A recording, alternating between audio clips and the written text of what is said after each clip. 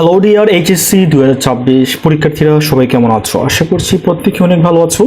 আজকে হচ্ছে কি তোমাদের নতুন টপিক নিয়ে চলে আসলাম, অর্থনীতি প্রথম পত্র এর। আমরা আজকে যেটা সলভ করব সেটি হচ্ছে গিয়ে স্বাভাবিক মুনাফা সহ ভারসাম্য অর্জন। কিভাবে আমরা চিত্রের সাহায্যে এটাকে করতে পারি অ্যান্সারটা। স্বাভাবিক মুনাফা সহ ভারসাম্য অর্জন কিভাবে অর্জিত হয় এবং সেটা অর্জিত হওয়ার জন্য কি কি লাগে সেটা হচ্ছে আমাদের অনেক বেশি ইম্পর্টেন্ট। এটা পরীক্ষায় আসার সম্ভাবনা অনেক বেশি। এখানে হচ্ছে গিয়ে তোমাদের পরীক্ষায় যখন তোমরা লিখবা, যখন হচ্ছে গিয়ে অ্যান্সারটা লিখবা, তখন তোমাদেরকে এইভাবে লিখবা, এই যে নোট লিখবা, যে কোনো বাজারে ভারসাম্য অর্জন করতে হলে দুটি শর্ত পালন করতে হয়। মানে হচ্ছে গিয়ে এটা যদি স্বাভাবিক মুনাফা সহ ভারসাম্য অর্জন হয়, মানে যে কোনো বাজার, যেমন স্বল্পকালীন পূর্ণ প্রতিযোগিতামূলক বাজার হতে পারে, স্বল্পকালীন হচ্ছে গিয়ে একচেটিয়ামূলক বাজার হতে পারে, হোয়াট এভার, ঠিক আছে। এখানে হচ্ছে তোমাদের শর্ত হচ্ছে কি সেম। শর্ত কি, যে কোনো বাজারে ভারসাম্য অর্জন করতে হলে দুটি শর্ত পালন করতে হয়। এটা দুটো শর্ত হচ্ছে প্রয়োজনীয় শর্ত এবং পর্যাপ্ত শর্ত। এই দুইটা শর্ত কিন্তু ম্যান্ডেটরি তোমাদের জন্য। এই দুটা শর্ত যদি পালন না হয় বা পালিত না হয় তাহলে কিন্তু আমাদের ভারসাম্য অর্জন হবে না। এখন এখানে বলছে কি প্রয়োজনীয় শর্ত হচ্ছে গিয়ে এমসি ইজ ইকুয়াল এমআর, মানে কি এমসি এমআর সমান হতে হবে। এখানে সমান বলতে কি বোঝাচ্ছে, যে এমসি রেখা এমআর রেখাকে ছেদ করতে হবে। এটি হচ্ছে গিয়ে মেইন বিষয়টা। এখানে প্রয়োজনীয় শর্ত হচ্ছে এমসি রেখা এমআর রেখাকে ছেদ করতে হবে। এটা হচ্ছে যখন ছেদ করে যাবে তখন কিন্তু প্রথম শর্ত, প্রয়োজনীয় যে শর্ত আছে সেটা পালন হয়ে যাবে বা পালিত হয়ে যাবে। ওকে, সেকেন্ড যেটা আছে সেটা হচ্ছে গিয়ে পর্যাপ্ত শর্ত। পর্যাপ্ত শর্ত হচ্ছে শেষ যেটা, এমসি রেখা এমআর রেখাকে নিচের দিকে ছেদ করে উপরের দিকে উঠবে। এটা হচ্ছে আমাদের পর্যাপ্ত শর্ত। যখন একটা বিন্দুতে, মানে যে বিন্দুতে আমাদের এই দুটো শর্ত পালন হবে বা এই দুটা শর্ত মেনে চলবে, ওই বিন্দুকেই আমরা কি বলবো, যে ভারসাম্য বিন্দু বলবো। এটা হচ্ছে আমাদের মেইন বিষয়, জানতে হবে আমাদেরকে। এই দুইটা বিষয় যদি না মানে একটা বিন্দু বা যে কোনো বিন্দু, তাহলে কিন্তু আমাদের অ্যান্সারটা হবে না বা এটা স্বাভাবিক মুনাফা হবে না। আমরা যখন আমি এই ক্লাসগুলো নেওয়ার পর তোমাদেরকে উদ্দীপক দিব, উদ্দীপক সলভ করে দেখাবো যে কিভাবে অ্যান্সারগুলো হয় এবং হচ্ছে গিয়ে কিভাবে আমরা চিত্র দেখে বুঝবো যে এই বিন্দুতে ভারসাম্য অর্জিত হয়েছে বা ওই বিন্দুতে ভারসাম্য অর্জিত হয়নি, বা এই দুইটা শর্ত কিভাবে পালিত হয়ে একটা বিন্দুতে ভারসাম্য অর্জিত হয়, এটাও কিন্তু আমি তোমাদেরকে প্র্যাকটিক্যালি দেখিয়ে দিব। এখন আমাদেরকে যেটা জানতে হবে, এটা চিত্র কিরকম হতে পারে। দেখো এখানে যে বিন্দুতে উপরের দুটি শর্ত পালিত হবে সেখানে ভারসাম্য নির্ধারিত হবে। এখন আমরা একটু চিত্রের মাধ্যমে দেখবো, তারপর আমরা একটু ক্যালকুলেট করবো। এইগুলা জানলেই কিন্তু তোমাদের এটা অ্যান্সার করা হয়ে যাবে। চলো আমরা একটু চিত্রটা একটু দেখে ফেলি, ঠিক আছে। তো আমরা সবাই কিন্তু নোট করে ফেলবো, প্রত্যেকটা অ্যান্সার নোট করলে কিন্তু আমরা পরীক্ষায় লিখতে পারবো খুব সহজেই। এখন আমরা চিত্র অঙ্কনের জন্য যা যা লাগবে, আমাদের ভূমি অক্ষ, লম্ব অক্ষ, এগুলো লাগবে এবং হচ্ছে গিয়ে আমি তোমাদেরকে এই দুইটা শর্ত পালন করে দেখাবো। এই যে দেখো এখানে তোমরা সবাই কিন্তু প্রত্যেকে খুব সুন্দর করে চিত্র অঙ্কন করবা। পরীক্ষার চিত্র যদি স্পষ্ট না হয় তাহলে কিন্তু পরীক্ষায় মার্ক পাবা না, ঠিক আছে। মার্কস পেতে হলে তোমাদেরকে স্পষ্ট করে ক্লিয়ারলি চিত্র অঙ্কন করতে হবে। এই যে দেখো আমি এখানে কলম দিয়ে আঁকতেছি, কারণ যাতে ভিডিওতে খুব ভালো করে স্পষ্ট দেখা যায়। তোমরা সবাই পেন্সিল দিয়ে আঁকবা এবং কোনো ধরনের ওভার রাইটিং কিন্তু চিত্রের মধ্যে হওয়া যাবে না, ঠিক আছে। ওভার রাইটিং করা যাবে না, যত বেশি স্পন্টেনাসলি করা যায় আর কি। কারণ অর্থনীতির চিত্র ছাড়া কিন্তু তোমাদের এটার ভ্যালু থাকে না, ঠিক আছে। অর্থনীতির চিত্রই মেইন।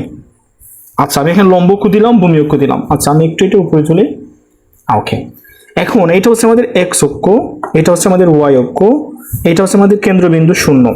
এখন আমি এক্স অক্ষে কি ধরবো এবং ওয়াই অক্ষে কি ধরবো, দেখো আমি খুব সুন্দর করে কিন্তু এটা আঁকার চেষ্টা করছি। এখানে আমি পরিমাণ ধরবো, কি ধরবো, পরিমাণ। এটা হচ্ছে আমার দামটা কিন্তু আমরা সমান্তরাল একটা রেখার মাধ্যমে দামটা দেখাবো। এই যে দেখো আমি এখানে দেখাচ্ছি, আমি যেভাবে আঁকতেছি সেম একইভাবে আঁকবা এবং এইরকম দেখলেই কিন্তু এটা স্বাভাবিক মুনাফার চিত্র হবে, ঠিক আছে। এখন আমি তোমাদেরকে দেখাই, এই যে আমি এখানে একটা সমান্তরাল রেখা আঁকলাম, ভূমি অক্ষের সমান্তরাল রেখা। তারপর হচ্ছে কি আমি এখানে একটা আঁকবো, আরেকটা, এটা হচ্ছে আমাদের লম্ব অক্ষের সমান্তরাল, ঠিক আছে। এই যে এটা আঁকলাম। এখন এই চিত্রটা কিন্তু খুব মনোযোগ সহকারে দেখতে হবে। এটা হচ্ছে আমাদের ওকিউ, এটা হচ্ছে আমাদের ওপি, এটা হচ্ছে পরিমাণ, ওকিউ পরিমাণ, ওপি দাম, ঠিক আছে।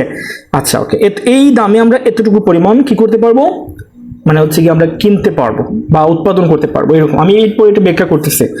এখন হচ্ছে আমাদের এই যে রেখা, এটার দ্বারা আমাদেরকে দামও বোঝায়, এই রেখা দ্বারা আবার এ আরও বোঝায়, আবার হচ্ছে এম আরও বোঝায়, ঠিক আছে।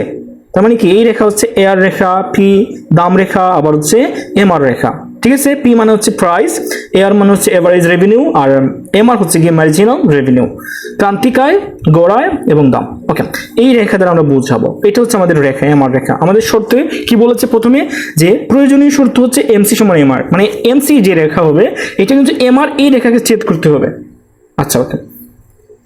এখন আমরা কি করব, চিত্র আঁকার জন্য এটা কিন্তু এই যে পরিমাণটা আছে না, এই পরিমাণটা কিন্তু আমি চাইলে পরেও দিতে পারতাম, ঠিক আছে, পরেও দিলে হতো।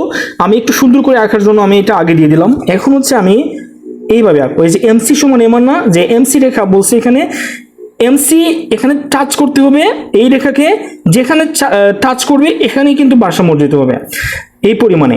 তার মানে পর্যাপ্ততে কি বলছে, যে এমসি রেখা এমআর রেখাকে নিচের দিকে ছেদ করে উপরের দিকে উঠবে।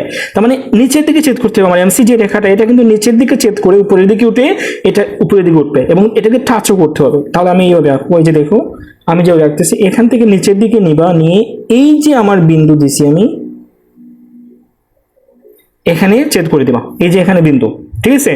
তারপর হচ্ছে আমরা এখন আমাদের কিন্তু এভারেজ যেটা আছে কস্ট এটা লাগবে, আমরা এসি দিব। এখন এসি কিন্তু এমসি এর নিচে স্থান, ওকে, এটা হচ্ছে আমাদের এসি, এটা হচ্ছে আমাদের এসি রেখা, এটা হচ্ছে আমাদের এমসি রেখা, ওকে।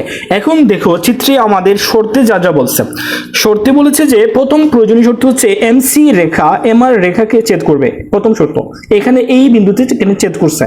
আবার এমসি রেখা এমআর রেখাকে নিচের দিকে ছেদ করে উপরের দিকে উঠবে, উঠেছে না, উঠেছে। তার মানে কি, আমার এই যে বিন্দু এখানে ছেদ করছে যে বিন্দু, এই বিন্দুই হচ্ছে আমাদের ভারসাম্য বিন্দু, এখানে হচ্ছে আমাদের ই, আমরা দিয়ে দিব, এটা হচ্ছে আমাদের ভারসাম্য বিন্দু। এখন আমি কি তোমাদেরকে বোঝাতে পেরেছি স্বাভাবিক মুনাফা সহ ভারসাম্য অর্জনের চিত্রটা কিরকম হতে পারে দেখতে, এইরকম হবে। আচ্ছা ঠিক আছে, ওকে।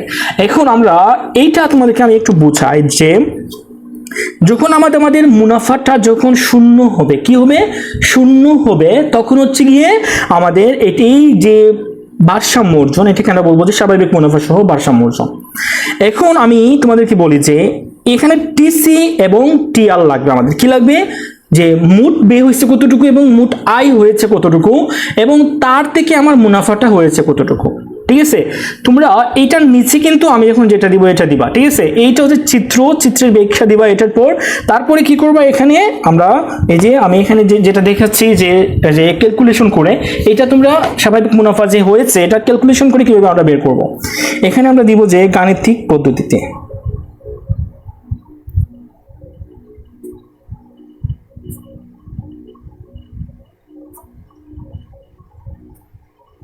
গাণিতিক পদ্ধতি, ঠিক আছে। প্রথমে আমার হচ্ছে গিয়ে লাগবে টিসি, কি লাগবে, টিসি। টিসি মানে কি, মোট কতটুকু আমার ব্যয় হয়েছে, তাহলে আমরা এখানে দিব কি টিসি। টিসি বের করতে হইলে আমার কি কি লাগবে, এখন দেখো আমি তোমাদেরকে দেখাই যে টিসি বের করতে হইলে আমাদের লাগবে, এটা কিন্তু খুব মনোযোগ সহকারে দেখবা, ঠিক আছে। টিসি বা মোট ব্যয় হয়েছে কতটুকু, ওইটা বের করতে হলে ওই চিত্র থেকে বের করতে হইলে আমাদের এইরকম লাগবে যে ও কিউ এবং ওপি, ঠিক আছে, এতটুকু পরিমাণ আমার দাম, এতটুকু পরিমাণ। প্রথমে আমি লিখবো যে ওপি, তারপরে গুণ দিয়ে দিব আমি ও কিউ। এটা হচ্ছে আমাদের ক্যালকুলেশনের হিসাব, মানে টিসি বের করার জন্য। তাহলে আমি ও কিউ দিয়ে ওপিকে গুণ করি, গুণ করার ফলে আমার পুরোটা হিসাবটা চলে আসবে যে কতটুকু আমার ব্যয় হয়েছে। তাহলে আমি বেটা এখানে দেখাবো, এই যে এটা গুণ করলে আমার হচ্ছে গিয়ে ওপি ও কিউ, এটা হচ্ছে আমাদের কি, এটা গুণ করলে কিন্তু এটা অ্যান্সার হবে, এটা হচ্ছে আমাদের টিসি, এটা হচ্ছে আমাদের টিসি। কখনো কিন্তু তোমাদেরকে এই যে সংখ্যা দিয়ে দিবে, সংখ্যা দিয়ে দিলে আরো বেশি সহজ হয়ে যাবে। এখানে হচ্ছে গিয়ে দিবে 10, এখানে দিবে 5, 5 × 50, দ্যাটস ইট। আচ্ছা ওকে, তারপর আমরা এখন বের করব টিআর, মানে মোট আয় হয়েছে কতটুকু। এটাও সেম একইভাবে, আমার তো আর কোনো হিসাব নাই এখানে, সো আমরা এইভাবে নিব যে প্রথমে নিব ও কিউ, বা প্রথমে এটা ওপিও নিতে পারি, আবার ও কিউ নিব, তারপর গুণ করলে এটা আনসার আসবে হচ্ছে ওপি ও কিউ। সেম আসছে না, আমি বলছি কি, আচ্ছা দেখো স্বাভাবিক মুনাফার চিত্র দেখি কিভাবে আমরা ক্যালকুলেশন করে ওইটাকে আমরা প্রমাণ করি যে এটা স্বাভাবিক মুনাফা ভারসাম্য। ওকে, এখন হচ্ছে আমাদের লাগবে গিয়ে, আমাদের হচ্ছে গিয়ে পায়ের মান, ঠিক আছে, বা মুনাফার মান বার করবো আমরা এখন। তাহলে এখন আমাদের যেটা লাগবে এটা হচ্ছে আমরা টি আর থেকে টি সিটা বিয়োগ করব, যেটা অ্যান্সার হবে ওই অ্যান্সার আমাদেরকে বলে দিবে যে এটা কোন ধরনের ভারসাম্য অর্জন হচ্ছে। যেমন হচ্ছে কি, আমরা এখানে লিখবো যে টিআর এর মান কি হয়েছে এখানে আমাদের ওপি ও কিউ, ওপি ওকে বিয়োগ আমরা দিব যে টিসি এর মান হচ্ছে সেম ওপি ও কিউ। ওকে, এখন যদি আমি বিয়োগ করি যে ওপি ও কিউ থেকে ওপি ও কিউ বিয়োগ করলে তার কিছু থাকে না, তাহলে কি এইটা অ্যান্সার হচ্ছে কি 0। আচ্ছা ওকে, যেহেতু আমার মুনাফাটা 0 আসছে, মানে কোনো যতটুকু পরিমাণ ব্যয় হয়েছে আমার ততটুকু পরিমাণ আমার লাভও হয়েছে, এখানে কোনো লসও নাই লাভও নাই মুনাফাও নাই, ঠিক আছে। তার মানে কি এখানে আমার কোনো ধরনের লস হয়েছে না, যেহেতু শূন্য চলে আসছে ক্যালকুলেশনে, দ্যাট মিন্স এই চিত্রটা হচ্ছে আমাদের স্বাভাবিক মুনাফা সহ ভারসাম্যের চিত্র। যদি এখানে শূন্যের পরিবর্তে বেশি আসতো তাহলে ওইটা হতো যে স্বাভাবিক না অস্বাভাবিক মুনাফা সহ ভারসাম্য অর্জন। আমরা আগামী ক্লাসে শিখবো যে অস্বাভাবিক মুনাফা সহ ভারসাম্য অর্জনের চিত্র থেকে কিভাবে চিত্র অঙ্কন করতে হয়, কিভাবে আমরা ক্যালকুলেশন করে ওইটাকে প্রমাণ করতে পারি যে ওইটা হচ্ছে অস্বাভাবিক মুনাফা সহ ভারসাম্য অর্জন, মানে শূন্য থেকে বেশি আসলে ওইটা হচ্ছে অস্বাভাবিক মুনাফা সহ ভারসাম্য অর্জন। ঠিক আছে, তাহলে আজকের ক্লাস এতটুকু। স্বাভাবিক মুনাফা সহ ভারসাম্য অর্জনের এই চিত্রটা খুব ভালো করে দেখবা, এটা কিন্তু তোমাদের উদ্দীপকে দিয়ে দিবে এবং বলবে যে এখানে কি করবা, মুনাফার পরিমাণ নির্ণয় করো, এবং তোমাদেরকে মুনাফার পরিমাণ ঠিক এইভাবে নির্ণয় করতে হবে। এখানে সংখ্যা দিয়ে দিতে পারে, এগুলোর পরিবর্তে সংকেতের পরিবর্তে তোমাদেরকে খুব ভালো করে এটা বুঝতে হবে। এটা যারা যারা বুঝতে পেরেছো, যারা যারা পারবা, তারা অবশ্যই নোট করার পর আমাকে কমেন্ট বক্সে এটা পাঠাতে পারো, আমি অবশ্যই দেখবো যে কারা কারা করেছো। তাহলে আজকের জন্য এতটুকু। আর এই হচ্ছে তোমাদের স্বাভাবিক মুনাফা সহ ভারসাম্য অর্জনের পুরোটা হচ্ছে কি তোমাদের অ্যান্সার। এইরকম করে দিয়ে দিবা, তারপর নিচে বলবা যে ব্যাখ্যা যে উপরের চিত্র থেকে আমরা বুঝতে পারি যে যেহেতু মুনাফার পরিমাণ শূন্য এসেছে তাই উক্ত চিত্রটি হচ্ছে একটি স্বাভাবিক মুনাফা সহ ভারসাম্য অর্জনের একটি চিত্র বা স্বাভাবিক মুনাফা সহ ভারসাম্যের একটি চিত্র। কারণ হচ্ছে গিয়ে যে এখানে কোনো ধরনের লাভও হয় নাই, লসও হয় নাই বা লোকসানও হয় নাই, যা মানে ব্যয় করা হয়েছে তাই কিন্তু আয় হয়েছে। তাহলে আজকের জন্য এতটুকু। আল্লাহ হাফিজ, সি ইউ নেক্সট ক্লাস।